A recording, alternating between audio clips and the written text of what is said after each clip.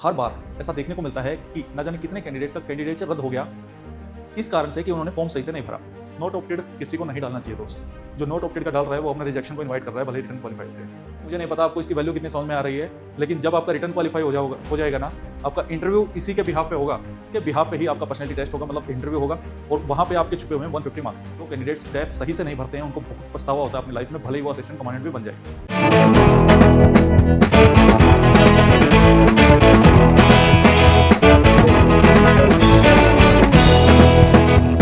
जय हिंद everyone, welcome back to AVKS academy. मैं नवीन शोगन एक बार फिर से स्वागत करता हूं एवीकेएस के इस प्लेटफॉर्म पे। Candidates, as you know that, हाल ही में यूपीएससी ने सीएपीएफ असिस्टेंट कमांडेंट एग्जामिनेशन के फॉर्म निकाले हैं और 349 वैकेंसीज हैं। 19 जुलाई को आपका एग्जाम होगा। एग्जाम पैटर्न हम ऑलरेडी डिस्कस कर चुके हैं कि सेम डे आपका पेपर 1 पेपर 2 होगा, फिर आपका फिजिकल होगा, फिर आपका पर्सनैलिटी टेस्ट में इंटरव्यू होगा और देन आपका मेडिकल होगा।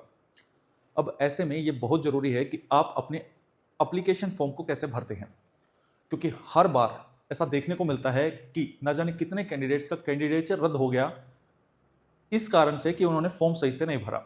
आपको जान के ये हैरानी होगी कि अभी 2025 एग्जामिनेशन जिनका रिटर्न क्वालिफाई हो चुका है, जिनका फिजिकल हो चुका है, अभी इंटरव्यू आना था, उनमें से ऑलमोस्ट 70 to 75 कैंडिडेट्स का कैंडिडेचर रद्द हो चुका है, क्योंकि उन्होंने टाइमली डेफ अपडेट नहीं किया और सही तरीके से नहीं अपडेट किया।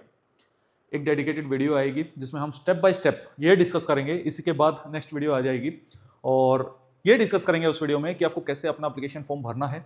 भले ही आपने पहले कभी कोई यूपीएससी का फॉर्म भरा हो या ना भरा हो, दोनों ही कंडीशन में हम डिस्कस करेंगे। कौन कौन से डॉक्यूमेंट्स उसमें आपके रिक्वायर्ड हैं, कैसे वो आपको अपलोड करने हैं, साइज क्या होना चाहिए, कैसी इंफॉर्मेशन वहां पे देनी है अगर आप किसी भी कैटेगरी से बिलोंग करते हो।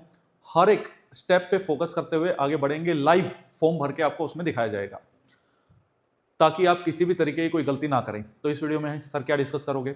इस वीडियो में हम ये डिस्कस करेंगे, उस एप्लीकेशन फॉर्म में कंपोनेंट है डेफ, डिटेल्ड एप्लीकेशन फॉर्म। 2025 से पहले कैंडिडेट्स को ये फॉर्म रिटर्न क्वालिफाई होने के बाद भरना होता था, लेकिन लास्ट ईयर से यूपीएससी ने ऐसा कर दिया कि अब इसी टाइम पे, मींस एग्जाम होने से पहले ही जब नोटिफिकेशन निकलती है तभी आपसे ये बेसिक डिटेल मांग ली जाती है। हालांकि रिटर्न क्वालिफाइड होने के बाद इसको अपडेट करवाया जाता है। तो चलिए इसके कंपोनेंट्स को डिस्कस करते हैं, क्योंकि इसके बिहाफ पे ही आपका पर्सनैलिटी टेस्ट होगा, मतलब इंटरव्यू होगा, और वहां पे आपके छुपे हुए हैं 150 मार्क्स। यकीन मानिए दोस्त, जो कैंडिडेट्स स्टेप सही से नहीं भरते हैं उनको बहुत पछतावा होता है अपनी लाइफ में, भले ही वो असिस्टेंट कमांडेंट भी बन जाए। क्यों? क्योंकि शायद वो किसी और फोर्स को ज्वाइन करना चाहते थे, लेकिन प्रेफरेंसेस सही से नहीं चूज की, तो वहां पे दिक्कत आई। जब इंटरव्यू में पूछा जाता है कि आपने फर्स्ट प्रेफरेंस रखी, सेकंड रखी, थर्ड रखी, फोर्थ रखी, फिफ्थ नंबर पे जिस फोर्स को रखा, तो क्या फैक्टर्स थे जो माइंड में रखे, और वहां पे जब कैंडिडेट जवाब नहीं दे पाते तो वो फिर मार्क्स नहीं मिलते, जिसके कारण वो लिस्ट में उनका नाम नहीं आ पाता। और इतनी मेहनत करने के बाद इन छोटी छोटी चीज़ों से अगर आपका सिलेक्शन रुक जाता है तो ये वही बात हो गई दोस्त कि तलवार और गोली हमें मार ना सकी, लेकिन मच्छर ने हमें मार दिया। मैं नहीं चाहता कि वो कहानी आपके साथ बन जाए। आप एक सोल्जर हो और आपसे ये गलतियां तो बिल्कुल एक्सपेक्ट नहीं की जाती कि आप एप्लीकेशन फॉर्म भरते वक्त भी गलतियां करें, क्योंकि आपको अफसर बनना है दोस्त। और हर अफसर भी एक सोल्जर की तरह तैयारी करता है, मेहनत करता है। आपको तैयारी के साथ साथ इन बेसिक बातों का भी ज्ञान होना चाहिए। It's also my duty to inform you कि जो स्टूडेंट्स इन 5 मंथ्स में ऑफलाइन मोड में तैयारी करना चाहते हैं तो उनके लिए वन स्टॉप सोल्यूशन है मंजिल बैच। हाल ही में स्टार्ट हो रहा है 23 फरवरी से। आप इसका पार्ट बन सकते हैं और we will provide you everything in this batch, either it is classes, books, study material, your test series part, mentorship, after exam guidance. कोई डाउट आता है आप गिवन नंबर पे कॉल कर सकते हैं। बहुत सारे स्टूडेंट पूछते हैं सर मुझे ऑनलाइन मोड में तैयारी करनी है, तो आप एवीकेएस की ऐप से इस बैच में एनरोल कर सकते हैं। यहाँ पे भी मंजिल बैच आपको मिलेगा, तो आप उसका पार्ट बन सकते हैं। कोई डाउट आ रहा है तो आप गिवन नंबर पे कॉल कर सकते हैं। उसका डेमो देखना चाहें, डेमो आप देख सकते हैं। मीनवाइल कुछ कैंडिडेट्स को पेपर 2 के रिगार्डिंग डाउट आ रहा है तो Lakshya batch is there. It's a one stop solution for your paper 2। चाहे आपको कभी लिखना आता हो ना आता हो, हर एक चीज basic to advance in batches में आपको करवाई जाएगी। अबाउट द जिन कैंडिडेट्स की तैयारी हो चुकी है उनके लिए प्रतिभा टेस्ट सीरीज इज देयर, और इससे बेहतरीन टेस्ट सीरीज सीएपीएफ में एग्जिस्ट नहीं करती दोस्त। एवीकेएस की बात करूं तो पिछले 10 सालों से सीएपीएफ असिस्टेंट कमांडर की तैयारी करवा रहे हैं और इसी के लिए डेडिकेटेड हैं। It's a Gurukul for CAPF aspirants. और यहाँ पे हर एक टीचर को इतना वास्ट एक्सपीरियंस है, 10-10 साल का एक्सपीरियंस है दोस्त। टीचर एक्सपर्ट है पर्टिकुलर फील्ड में, mentors are there to guide you. हम हमारा बेस्ट एफर्ट देते हैं ताकि आपका सिलेक्शन हो सके। अब बात करते हैं अपना डेफ भरने के रिगार्डिंग। वहाँ पे कैंडिडेट्स को इस तरह के कुछ ऑप्शंस मिलेंगे। वहाँ पे कैंडिडेट से पूछा जाता है कि हाँ आपको पर्टिकुलर यूनिवर्सिटी लेवल पे, स्टेट लेवल पे या नेशनल लेवल पे, इनमें से इन चीज़ों को भरना है। पर्टिकुलर इस बारे में ये बात हो रही है। अब एक बात और बता दूं, जब आपका रिटन क्वालिफाइड होता है, आपका फिजिकल क्वालिफाइड हो जाता है, तभी आपका इंटरव्यू का कॉल आता है। इंटरव्यू के टाइम पे आपसे जो नेसेसरी डॉक्यूमेंट्स है, जो मैंडेटरी डॉक्यूमेंट्स है, वही डिमांड किए जाते हैं। जैसे आपकी 10th की मार्कशीट, 12th की मार्कशीट, ग्रेजुएशन, आपका अगर आपने कैटेगरी में एज रिलैक्सेशन क्लेम किया है या कोई कैटेगरी वहाँ पे मेंशन की है तो उसका सर्टिफिकेट। उसके अलावा या अगर आप किसी सर्विसेज से हैं, जैसे सिविलियन सेंट्रल गवर्नमेंट एम्प्लॉय हैं तो, या एक्स सर्विसमैन है तो एनओसी सर्टिफिकेट्स। यहाँ पे कैंडिडेट से इन चीज़ों के बारे में, मीन्स उसने कौन सा प्राइज जीता, कौन सा मेडल जीता, क्या स्कॉलरशिप मिली, स्पोर्ट्स में क्या कंट्रीब्यूशन था, कोई सर्टिफिकेट आपसे नहीं डिमांड करेगा, ना यूपीएससी का बोर्ड और ना ही कोई बाहर बैठा हुआ स्टाफ। लेकिन जब आप ये फॉर्म भरते हैं, ये पूरा बायोडाटा आपका यूपीएससी बोर्ड के पास होता है और वहीं से आपसे क्वेश्चंस पूछे जाते हैं। तो यहाँ पे मैं ये बोलने जा रहा हूँ दोस्त कि कोई सर्टिफिकेट नहीं मांग रहा है तो इसका मतलब ये नहीं कि आप हर एक चीज़ के नेशनल प्लेयर बन जाए कि मुझे क्रिकेट भी आता है सर, मैं फुटबॉल पे भी नेशनल खेला हूँ और ये भी किया हूँ, वो भी किया हूँ। टू बी ऑनेस्ट, और ऑनेस्टी के साथ स्मार्ट वर्क आपको आगे लेके चलना है। मतलब यहाँ पे स्मार्टनेस भी आपको रिफ्लेक्ट करनी है, क्योंकि आपके यहाँ से क्वेश्चंस बनेंगे दोस्त। इसके बिहाफ पे आपका सिलेक्शन नहीं हो रहा है कि आपको कितने गेम्स आते हैं, लेकिन आपको कितनी नॉलेज है, आप कितनी डाइवर्स पर्सनैलिटी हैं, कितना वर्सेटाइल पर्सन है, तो उसके बिहाफ पे आपको जज किया जाता है और उसके बिहाफ पे आपको मार्क्स मिलते हैं। आपको कोई भी प्राइज मिला हो, कोई भी मेडल मिला हो, कोई भी स्कॉलरशिप मिली हो, तो यहाँ पे आप मेंशन कर सकते हैं और उसको स्पेसिफिक करके जितना लिखेंगे ना उतना बेहतरीन रहेगा। कुछ कैंडिडेट्स सिर्फ कीवर्ड डाल देते हैं। फर्स्ट प्राइज किस चीज़ में दोस्त, मेंशन करो उसको प्रॉपर। क्विज में मिला है, या हो सकता है कि किसी कैंडिडेट को एस्से राइटिंग में ही मिला हो सकता है डिस्ट्रिक्ट लेवल पे किसी को मिला हो, यूनिवर्सिटी लेवल पे उसने कुछ गेम्स खेले हैं। ऑफकोर्स गेम्स का कॉलम यहाँ पे है तो यहाँ पे मेंशन करेंगे। मेरी रिकमेंडेशन यहाँ पे ये है कि आपको 2-3 कॉलम आप यहाँ पे डालो। पर्टिकुलर स्पोर्ट्स की बात करें, हो सकता है कि आपने बहुत सारे स्पोर्ट्स खेले हों, लेकिन यहाँ पे केवल 2-3 आप मेंशन करो। मोस्टली स्टूडेंट्स क्रिकेट डालते हैं, फुटबॉल भी आप डाल सकते हो, बैडमिंटन आप इसमें डाल सकते हो, बास्केटबॉल डाल सकते हो, लेकिन यहाँ पे झूठ नहीं लिखना है और ये खाली भी नहीं छोड़ देना है। बहुत सारे कैंडिडेट से कहते हैं सर मैंने डेफ खाली छोड़ दिया, मैं क्या करूँ।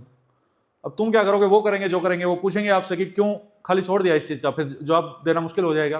हालांकि बाद में इसको चांस है कि अपडेट करने का मौका मिलेगा, लेकिन अगर अब मौका नहीं मिला तो, क्योंकि पहले एरर करेक्शन की विंडो ओपन होती थी, इस बार नहीं होगी, तो ऐसे बहुत सारे चेंजेस किए जा सकते हैं। तो अभी से वो करेक्ट इन्फॉर्मेशन आपको प्रोवाइड करवानी चाहिए इसमें। एनसीसी है तो आप उसके बारे में मेंशन करोगे कि आपके पास बी सर्टिफिकेट है, सी सर्टिफिकेट है, कोई कैंपिंग की है तो आप एनसीसी कैडेट रहे हैं तो किस विंग में रहे हैं, एयर विंग में रहे हैं या कौन से और विंग में रहे हैं, तो वो आपको प्रॉपर मेंशन करना रहेगा। कोई पोजीशन हो आपकी लीडरशिप के रिगार्डिंग, भले ही स्कूल लेवल पे हो, कॉलेज लेवल पे हो, 10th क्लास में आप मॉनिटर रहे हो या कैंटीन का कारोबार आपके कंधे पे हो सकता है आप हॉस्टल के इंचार्ज हो। बहुत सारी चीज़ें ऐसी हो सकती हैं जो अलग अलग कॉलेज में, अलग अलग स्कूल में रिस्पॉन्सिबिलिटीज़ कैंडिडेट को प्रोवाइड की जाती हैं ताकि वो अपनी लीडरशिप स्किल्स को देख सके और यहीं से क्वेश्चन बनेंगे दोस्त। सपोज भले ही यहाँ पे आपने क्रिकेट खेला हो, वो ये नहीं देखेंगे आप कितने अच्छे प्लेयर हैं, भले ही आप बॉलर थे, बैट्समैन थे या विकेट कीपर थे, इट डजेंट मैटर। आपको उस फील्ड के बारे में कितनी नॉलेज है और क्या स्पोर्ट्समैनशिप की को जो क्वालिटीज़ हैं वो आपके अंदर है या नहीं है, ये रिफ्लेक्ट वो होनी चाहिए आपके अंदर से। कि झूठ तो नहीं लिखा है, ये इसलिए भी मौका दिया जाता है कि कैंडिडेट की ऑनेस्टी चेक की जा सके कि हाँ भाई उसने मौका दिया था उसको लिखने का और वो सब कुछ लिख लाया, अब चलो चेक करते हैं उसमें कितनी सच्चाई छिपी है। और वहाँ पे जवाब नहीं दे पाई ना दोस्त, तो भले ही वो कितना भी खेला हो गेम, वो मैटर नहीं करेगा उस चीज़ के रिगार्डिंग। हालांकि वो बाद की बातें हैं, जब रिटर्न क्वालिफाई हो जाएगा, इंटरव्यू की तैयारी हम करवाएंगे, उसकी टेंशन नहीं लेनी है आपको। लेकिन अभी क्या करना है उसके बारे में मैं बता रहा हूँ। इसके अलावा जो अदर एक्टिविटीज़ हैं या कोई भी इंटरेस्ट रहे हैं या कोई भी हॉबी रही है आपकी, इसमें किसी का मछली पकड़ना हो सकता है, किसी का की हॉबी मूवीज़ देखना हो सकता है, वेब सीरीज़ देखना हो सकता है, पेंटिंग किसी की हॉबी हो सकती है, किसी का इंटरेस्ट न्यूज़पेपर रीड करना हो सकता है। ये सब चीज़ें यूपीएससी में एक्सेप्ट कर ली जाती हैं, लेकिन जब अगर आपको पीआईक्यू फॉर्म आप भर रहे होते एसएसबी के लिए, तब मैं ये बातें आपको रिकमेंड नहीं करता, तब वहाँ पे आपको नहीं देनी चाहिए।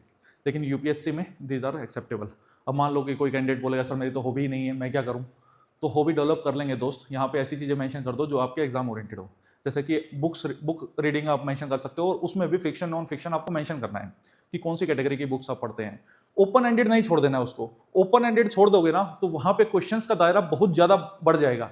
मेरी रिकमेंडेशन यहाँ पे ये है कि इसमें स्पेसिफिक होकर जितना लिखोगे ना उतना लिमिटेड क्वेश्चन का दायरा होगा और उतना बेहतरीन तरीके से हम तैयार कर पाएंगे और उतना बेहतरीन तरीके से हम जवाब दे पाएंगे उस चीज़ का। तो ये चीज़ हमको ध्यान में रखनी है।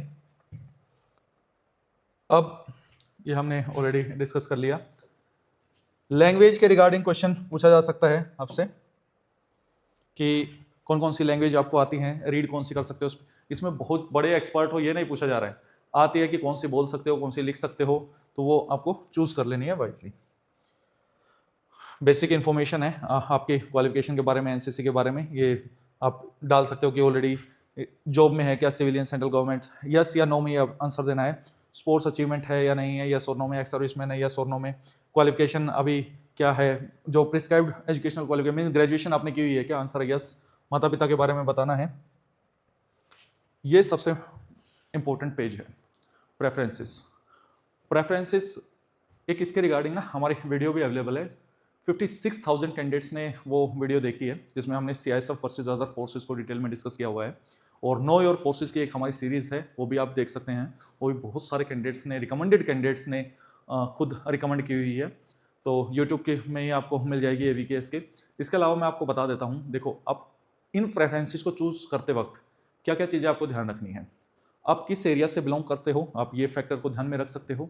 और ऑफकोर्स यहाँ पे प्रेफरेंसेस में आपको नंबर देना है। सपोज कि मैं चाहता हूँ BSF मेरी फर्स्ट प्रेफरेंस हो, तो मैं BSF को पहले नंबर पे रख रहा हूँ। मैं चाहता हूँ कि मेरी ITBP दूसरी प्रेफरेंस हो, तो यहाँ पे दूसरे नंबर पे डाल रहा हूँ।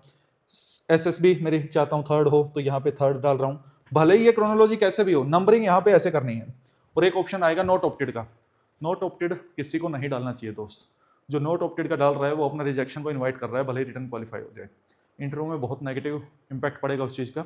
आपको नॉट ऑप्टेड का मतलब है कि मैं नहीं चाहता कि मुझे प्रेफरेंस मिले। मुझे सपोज यहाँ पे डाल दिया एक और यहाँ पे डाल दिया नॉट ऑप्टेड, तो मीन्स अगर सिलेक्शन होगा तो ये मिल जाएगी, अदरवाइज कोई भी आगे नहीं चाहिए मुझे। उसका इंटरव्यू में बहुत नेगेटिव इंपैक्ट है।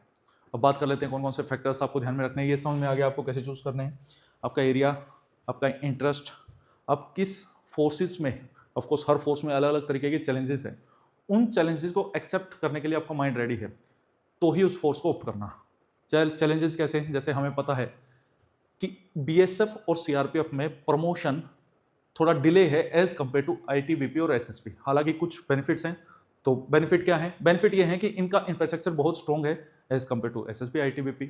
इन फोर्सेस के पास पैसा है इनके कंपेरेटिवली, कंपैरिजन में मैं बात कर रहा हूँ, रिलेटिव मैनर में मैं बात कर रहा हूँ। ऐसा नहीं कि बहुत ज़्यादा पैसा है, इन फोर्सेस के कंपेरेटिवली बेटर इंफ्रास्ट्रक्चर है, बेटर रिसोर्सेज हैं, खुद की एयर विंग है BSF के पास। और आप चाहते हैं कि डेडिकेटेड एक वीडियो ही इस चीज़ पे आए कि सर मेरे लिए कौन सी बेस्ट फोर्स है। अगर आपको चूज करनी हो हर फोर्स के हम मैंडेट को डिटेल में डिस्कस करेंगे। The other important factor is the mandate of the forces. आपको मैंडेट जानना है कि वो क्या काम करती है, उसी के बिहाफ पे आप बेटर डिसीजन ले पाओगे। तो ये प्रेफरेंसेस बहुत ध्यान से चूज करनी है दोस्त। जो स्टूडेंट यहाँ पे गलती करेगा उसको बड़ा हर्जा, वो फिर वही लोग होते हैं फिर बाद में दिक्कत आती है जिन लोगों को नाखुश रहते हैं, और वो फोर्सेस के लिए भी बुरी ही चीज़ है, उस पर्सन के लिए भी बुरी चीज़ है, और उस जिसका वो लीडर है उनके लिए भी बुरी चीज़ है। तो ऐसी चीज़ हमको नहीं ऑप्ट करनी है। चलो कमेंट सेक्शन में बताओ आपकी फर्स्ट प्रेफरेंस क्या है, ये मैं जानना चाहता हूँ। आई होप ये चीज़ें आपने देखी होंगी। इसके अलावा कुछ और ऑप्शंस भी रहेंगे, जैसे कि आपने UPSC के कौन कौन से एग्जाम्स दिए हैं, जैसे कि NDA दिया होगा, CDS दिया होगा, सिविल सर्विसेज हो सकता है आपने दिया हो, और CAPF भी पास्ट में दिया हो, तो वो सारे चूज करने का ऑप्शन आएगा, वो आपको भरना है। लेकिन ये जरूर हो सकता है कि उनका रोल नंबर आपको याद नहीं है, तो वहाँ पे आप 0 डाल दीजिएगा। अगर आपको रोल नंबर याद ना हो तो कोई उसका नेगेटिव इम्पैक्ट नहीं होता है। वो ये भी पूछेगा कि आप इंटरव्यू स्टेज तक पहुँचे हैं नहीं पहुँचे हैं, तो उसमें ऑनेस्ट रिव्यू ही आपको डालना है। ऐसा नहीं है कि हाँ मैं सबका इंटरव्यू दिया था लेकिन मेरा सिलेक्शन नहीं किया उन्होंने नहीं किया ना, तो आपका हुआ नहीं, ये एक्सेप्ट करना है आपको। दोस्त अभी मुझे नहीं पता आपको इसकी वैल्यू कितनी समझ में आ रही है, लेकिन जब आपका रिटर्न क्वालिफाई हो जाएगा ना, आपका इंटरव्यू इसी के बिहाफ पे होगा। और इंटरव्यू के 150 नंबर है दोस्त, 150 मार्क्स हैं। अभी हाल ही में CAPF पहचान की सीरीज में देखो कैंडिडेट्स के, किसी के 120 आए हैं, 125 मार्क्स आए हैं। उनका सिलेक्शन का मेन फैक्टर ही इंटरव्यू है, तो वो पार्ट आप नेगलेक्ट नहीं कर सकते। इसके अलावा जो स्टूडेंट सेल्फ स्टडी से प्रिपेयर कर रहे हैं उनके लिए 150 डेज का स्टडी प्लानर AVKS के टेलीग्राम चैनल पे आपको मिल जाएगा। फ्री सीरीज़ में हमारे पेपर 2 की सीरीज़ हाल ही में हमने स्टार्ट की है, अदर फ्री इनिशिएटिव्स भी आएंगे। आप कमेंट सेक्शन में अपनी रिस्पॉन्सेज मेंशन कर सकते हैं। मिलते हैं नेक्स्ट वीडियो में। जय हिंद।